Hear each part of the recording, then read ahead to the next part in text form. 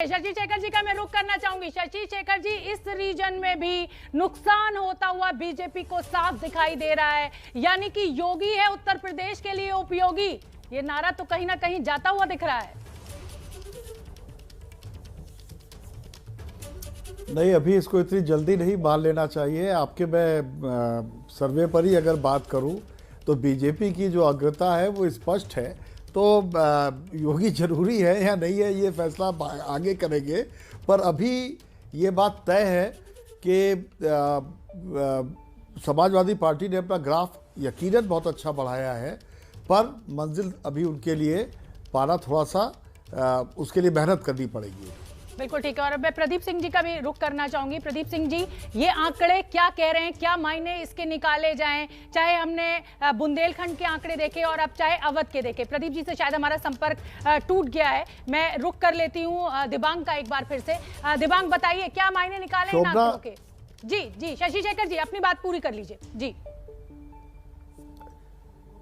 शोभना, मैं चाहता हूं एक सवाल आप दयाशंकर जी से पूछें कि अभी ओम प्रकाश राजभर से मिलने गए थे, क्यों गए थे?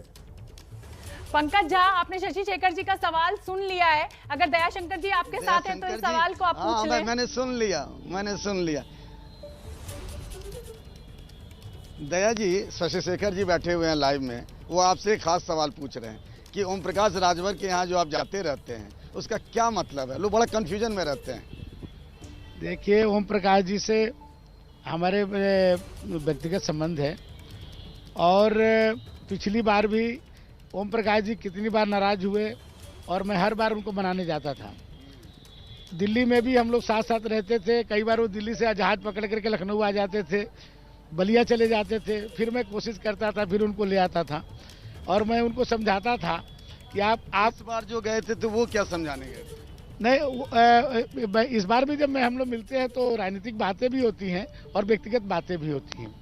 तो जब भी हम लोग मिलते हैं तो मिलते व्यक्तिगत हैं, लेकिन राजनीतिक बातें भी करते हैं। गुंजाइश है अभी भी इधर से उधर वाला क्या? राजनीति में देखिए, कोई भी चीज़ ऐसी नहीं है कि जो असंभव हो। तो आपने सुन लिया शोभना कि दयाशंकर जी कह रहे हैं कि राजनीति में कुछ भी असंभव नहीं है। बिल्कुल, ये तो हम भली भांति जानते ही हैं और शशि शेखर जी भी मुस्कुरा रहे हैं कि राजनीति में कुछ भी नहीं कहा जा सकता कि आज इस दल में है तो कल किस दल में होंगे। विचारधारा तो कोई मायने रखती ही नहीं है। अभय दुबे जिस तरीके की बढ़त समाजवादी पार्टी को अवध में भी मिलती हुई दिखाई दे रही है, वो अवध जहां राम मंदिर का मुद्दा सबसे बड़ा है, क्या मायने निकाले जाएं? देखिए, समाजवादी पार्टी को अवध के क्षेत्र में जो प्रदर्शन वो करती हुई दिख रही है उससे ज्यादा अच्छा प्रदर्शन करना चाहिए। जब समाजवादी पार्टी चुनाव जीती थी तो उसने अवध के क्षेत्र में बहुत अच्छा प्रदर्शन किया था।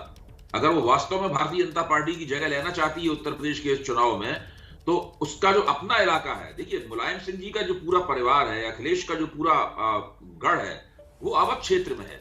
और अगर अवध क्षेत्र में ही भारतीय जनता पार्टी आपसे इतनी ज्यादा आगे होगी तो आप मान लीजिए कि भाजपा की सरकार तो आसानी से बनेगी। बहस केवल इस बात पर रह जाएगी उसकी सीटें कम कितनी होगी।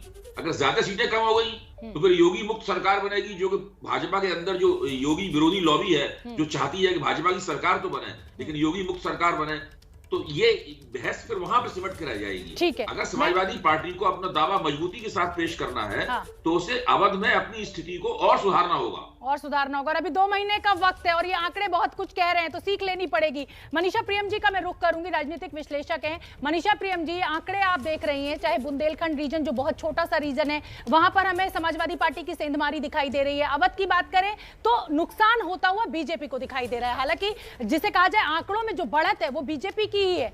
क्या मायने आप निकाल रही हैं और आगे आने वाले 2 महीनों में क्या परिवर्तन ला सकती है स्थिति में ये राजनीतिक दल?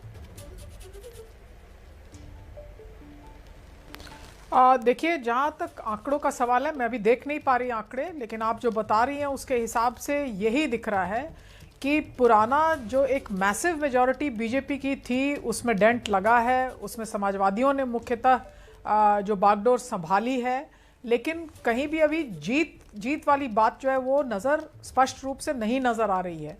लेकिन एक भयंकर जो परिवर्तन होने वाला है वो ये है कि अब बड़ी रैलियाँ नहीं होंगी, लोग और नेताओं के बीच में सीधा संवाद नहीं होगा, तो व्हाट्सएप के ज़रिए या छोटे टोलियों के ज़रिए जो कैनवैसिंग होगी उसमें किस हद तक लोगों से संवाद खास करके वो दल, छोटे दल सहयोगी ज्यादा समाजवादी पार्टी के साथ हैं, वो किस तरह से कैंपेनिंग करेंगे, क्योंकि उनके बातचीत करने से ही, उनके रोष बयान दर्ज करने से ही लोगों से उनका संवाद बन रहा था। भाजपा कहीं ना कहीं व्हाट्सएप के जरिए या जो इलेक्ट्रॉनिक डेटा जिसे हम कहते हैं उसकी डेटा माइनिंग काफ़ी समय से करती है।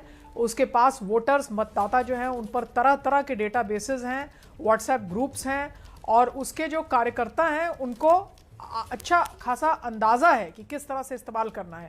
तो अब ये देखना है कि इस प्रत्यावर्तन के साथ आखिर जो मोमेंटम आप देख रही थी वो कैसे बनता है या बिगड़ता है भाजपा के पक्ष में, और जो या छोटे फिर छोटे उनको जी चुनौती ज्यादा बिल्कुल जो छोटे छोटे दलों के साथ जो गठबंधन समाजवादी पार्टी ने किया है, क्या उसका फायदा मिलता हुआ ये जो सेंधमारी बुंदेलखंड में दिख रही है या अवध में सीटें दिखाई दे रही हैं, क्या उसका असर?